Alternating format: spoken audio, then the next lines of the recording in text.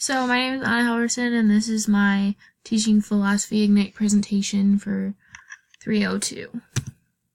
So my teaching philosophy, my main ideas are that the teacher is a helping guide. I want to have a hands-on classroom, curious learners, effective practice for learning, technology as a tool, not a distraction, and embracing uniqueness in my students and using differentiation is key in my classrooms. So the first one is a teacher as a helping guide, and what I mean by this is just having students learn from the teacher and the teacher learning from the students, like not having the teacher just be a know-it-all and knowing everything and the students know nothing.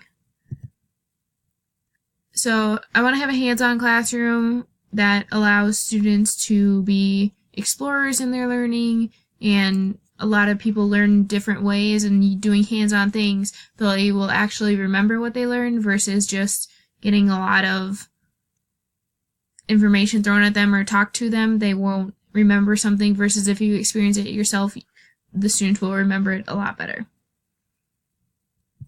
So I also have curious learners, and I want to encourage my students to be curious in my classroom because that'll allow them to ask more questions and building and expanding on their learning. So then when they ask the questions, it's more deeper thought questions or higher order thinking questions, and it's not just basic questions. So what I mean by effective practice for learning is that they will be practicing skills in the classroom that they actually need, and being able to tell them what subject they're learning or why we're doing something, so they actually understand the real world aspects of it and why it's important, and that they're actually practicing the skills that they should be learning about, not making bad habits, and doing like effective work for homework or in-class activities instead of doing busy work. So I also have technology in the classroom, and I want it to be beneficial and expanding on their learning, not distracting, and using it as an engaging tool. So making sure I'm comfortable with the technology I'm using in my classroom, and that I can also learn from my students about what technology they're doing, but also to have the knowledge to use it effectively instead of having it just be a distraction. I also have embracing uniqueness in my teaching philosophy, because all of my students that'll